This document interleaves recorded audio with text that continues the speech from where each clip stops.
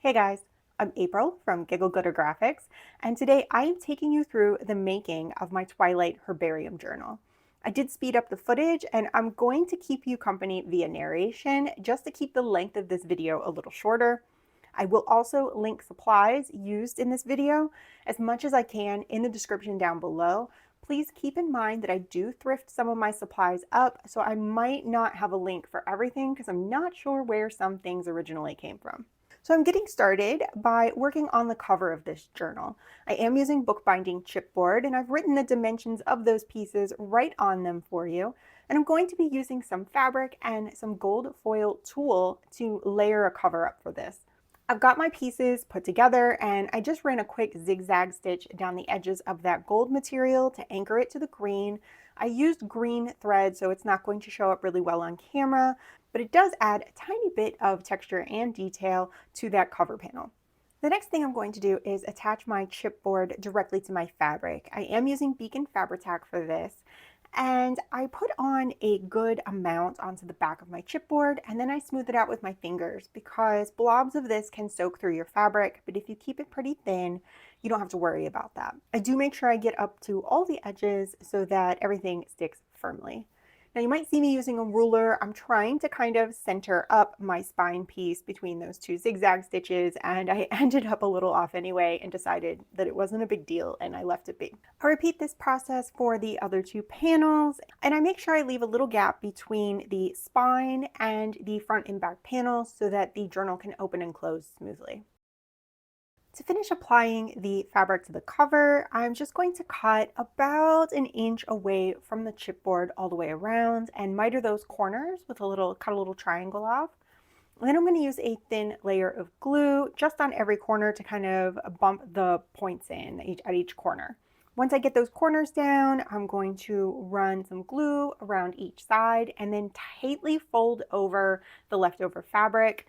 And I'm just going to arrange that so that the corners aren't too thick and bulky. I want it to lay pretty nice, and that as much of the chipboard is covered there. You should be able to cover all of the chipboard, but I have a little trouble mitering my corners sometimes. I'm not super patient, so mine can be a little sloppy, but once you put the inside covering on, all those mistakes can be forgiven.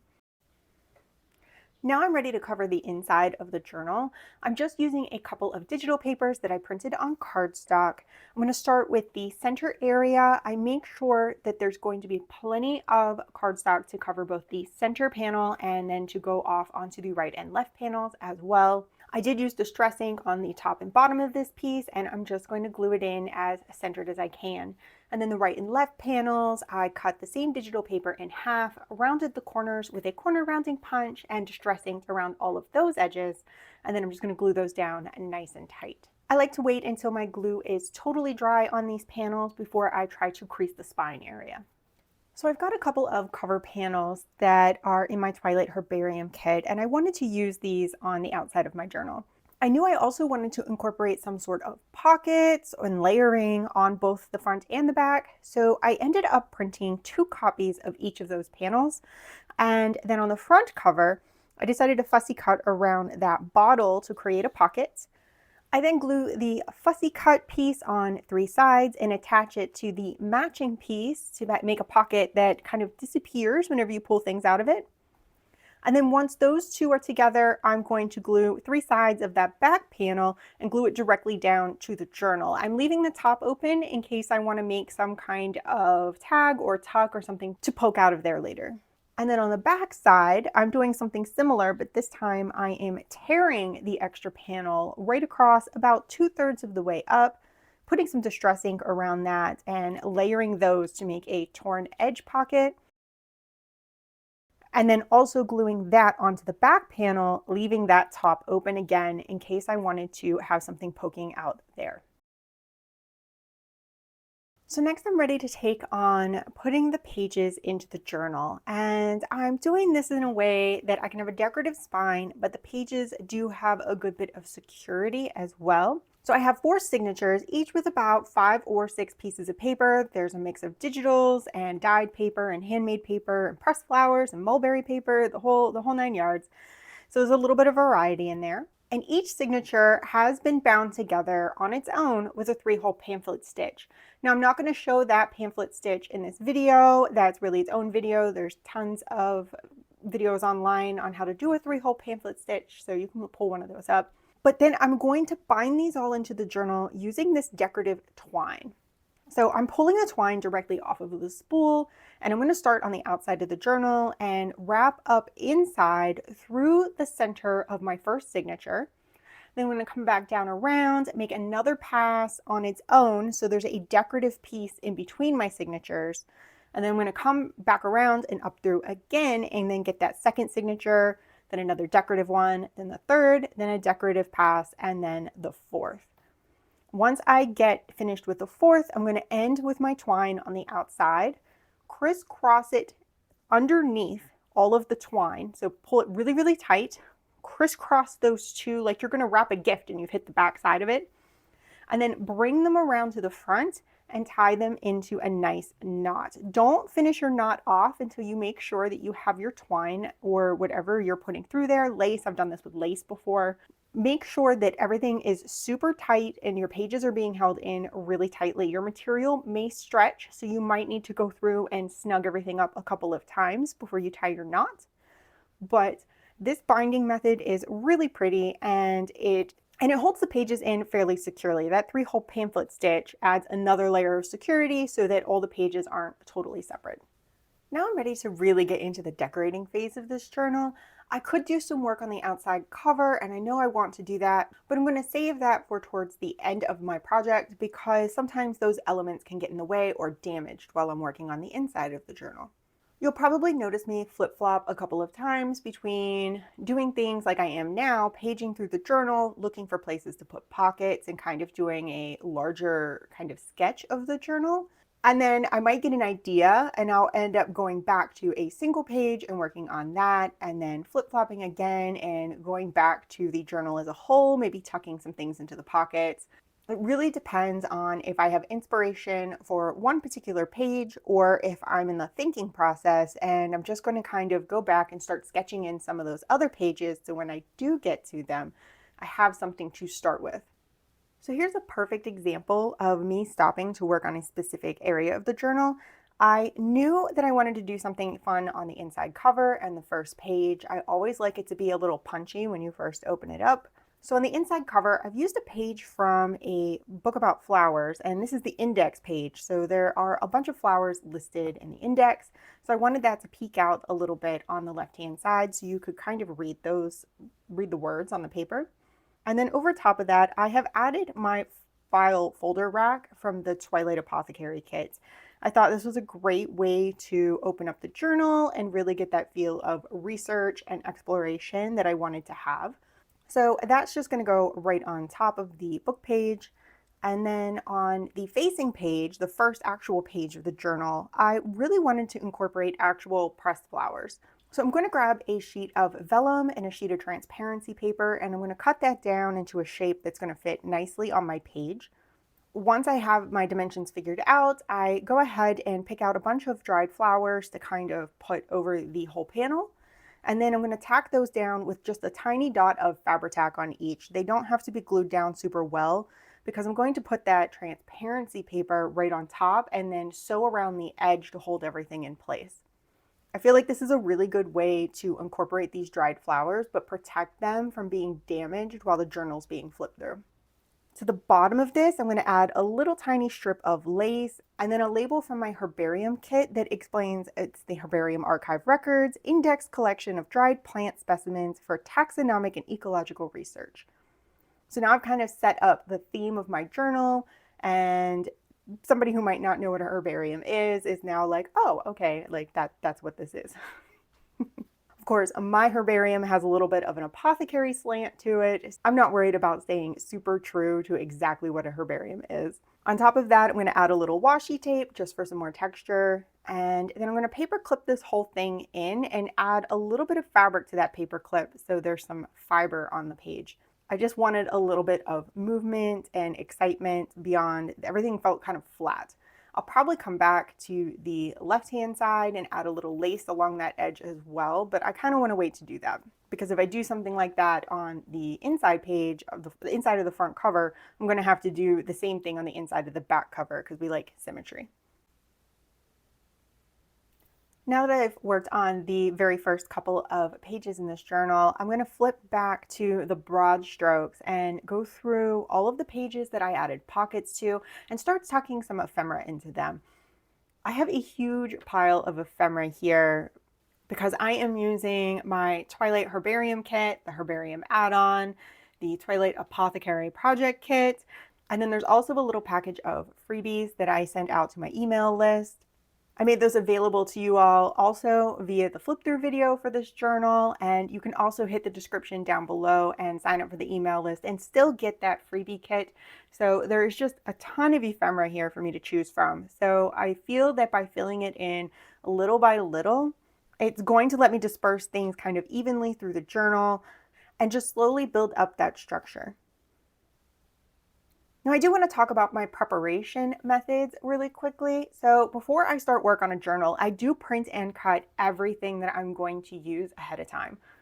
Some of it I might cut by hand. Some of it I cut using my Cricut machine. I am also getting a new machine. I'm going to test out the Brother Scan and Cut. I'll have to let you guys know how that works. But regardless of how, I print and cut out every single piece I'm going to use ahead of time. If it's a piece that needs to be assembled, like a pocket tag, I put a couple of those into this journal already. Then I go ahead and assemble those, and everything gets a little bit of vintage photo distress ink around the edges. I might not always use vintage photo, but I do always use distress ink. I really like distress ink because it hides those white edges on more saturated prints, but it also kind of lets the elements pop up off the page and separate from each other. So I really feel like it's an important step. I used to skip it because I was kind of lazy, but once I discovered the joys of distress ink, I just couldn't go back. I've decided at this time to also insert a couple more of my Twilight Apothecary projects into the journal. The larger folio, I'm slipping right under one of those decorative cords to just put that right in, just like a signature. And then the second piece, the little door piece, is going to get put onto a page layered over another one of those pages from the flower book. And I'm adding a little bit of vintage lace ribbon to tie it shut.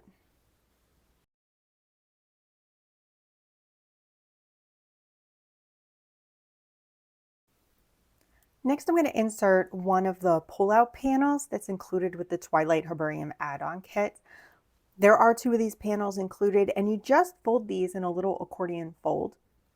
And that lets you glue them into the journal as kind of a pocket / pull out page. They're really fun to play with. So for this one, I've found a page where it's just kind of a print on the page, nothing really else going on. And I'm going to put in another piece of my botanical book. This one is a chart that has to do with like light and soil requirements and how tall the plants are. So I thought that was kind of a cool addition. And I'm just going to fold the panel on the lines and then glue that into the journal as a pocket, because I'm going to want to tuck some things, additional items in there right over top of that book page.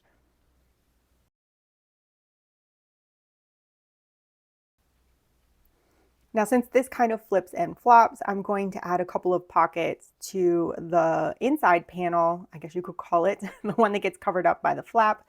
And I'm going to put a couple of cards in there.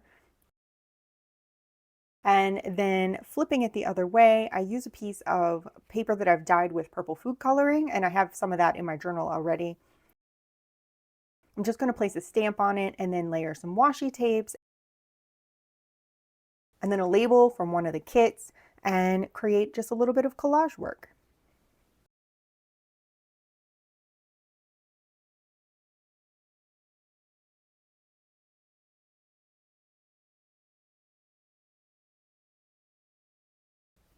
I'm going to tuck a couple of tags and a flower fussy cut into my pocket and add a paper clip just to hold the whole thing shut. And I've got a really cool decorative pull-out page.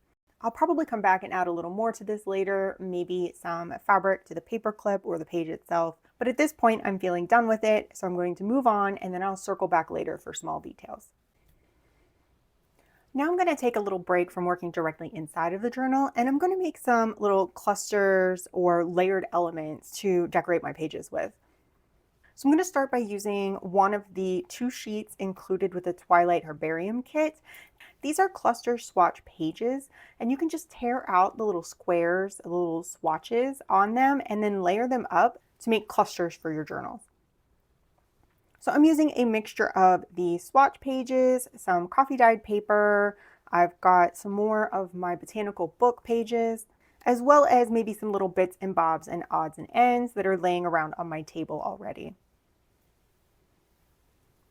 I'm going to combine these with washi tape and labels and cutouts from the digital kits until I have a handful of clusters or decorative elements that I can put in my journal. Now I'm going to take these pieces over to my journal and start putting them inside.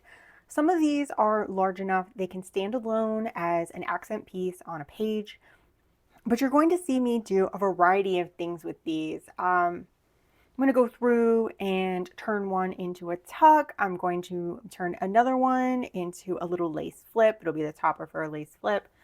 Some of them are just going to be decorative elements on the page, and one of them is going to end up being a belly band. I think I can put some more of these in my journal, so I'm likely to repeat this step a little bit later, but for now, I'm ready to do something different.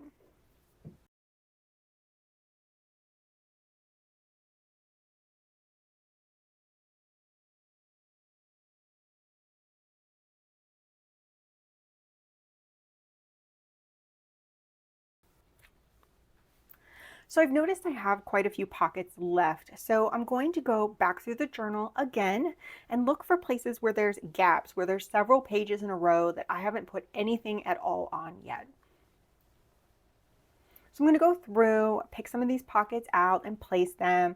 I do hit one point where I feel like the pocket and the page are really busy on their own. So I do tear off a piece of coffee dyed paper and create a background with that before adding the pockets. And then I'm going to use the little tear off piece from that later to do something similar and layer with another pocket.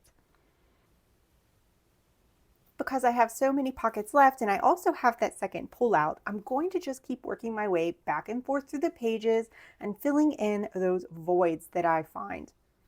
I don't necessarily have to use every single pocket. Sometimes I won't use everything in a kit, or sometimes I'll conserve a couple of pieces so that I can use them later. But that back and forth going through the journal really makes it feel like you have an even distribution of your ephemera throughout the entire journal. That way you don't really hit like kind of a dead, boring spot. There's definitely just still some things going on. So I'm not going to record every single little bit of this. I'm going to get those pockets in. I got that second pull out in, and then I'm going to go ahead and tons of ephemera cards left. I'm going to tuck some cards and things into those pockets as well. And I'm just going to do this until I reach the very back cover of the journal, because I've got that inside cover still to decorate and I already know what I want to do on it. So I'm going to stick with a similar style as I did with the front inside cover. So I've got a piece of that index from my book about flowers, and I've got another piece from my Twilight Apothecary project kit. And this is a cool little pouch that kind of flips all the way open with lots of ephemera inside. And I'm going to glue that down to the page as a pocket as well. This piece is finished on the back, but I'm going to disregard that finished back and just turn it into a pocket. And then inside of that, I want to tuck one of the bookmarks from the kit. I'll put a little tab on the top of that. I'll probably punch a hole in it and add some ribbon or something later. But since I'm in the broad strokes phase still, I'm just going to leave it with the tab and put it right into that pocket. Now I'm ready to really start adding texture to this journal. So I'm going to go through and start adding fabric and lace to the edges and as flips on pages. I'm just going to start at the front of the journal and then work my way back, decorating the edges as I go. Now, I had totally forgotten what I said earlier about making sure the inside front and inside back cover matched. So when I'm putting this red lace on, I'm going to have to pry up the pouch on the back inside cover so that I can slip it underneath.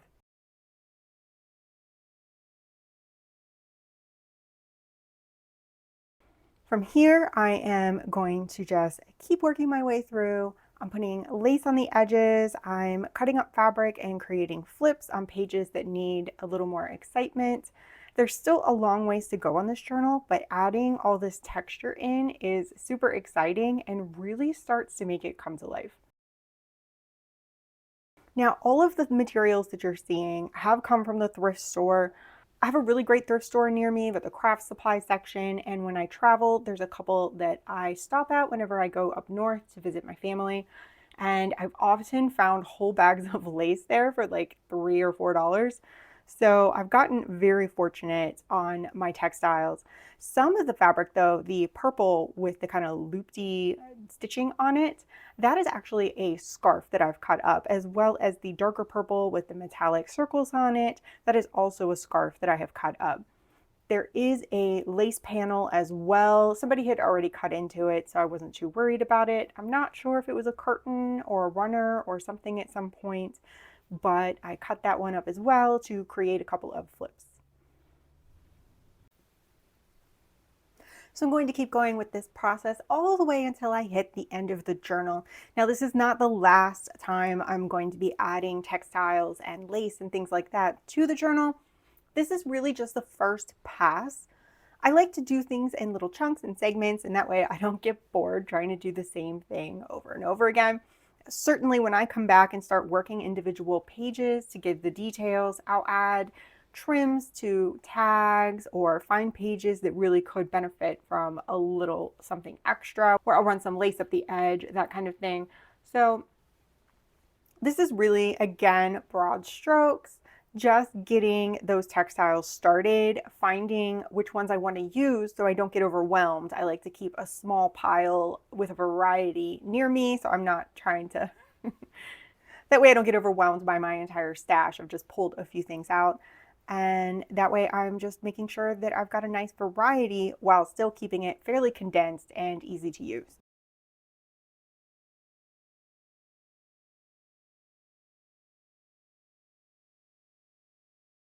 Well, now I've really come a long way on this journal. I think I'm about done with the broad strokes phase.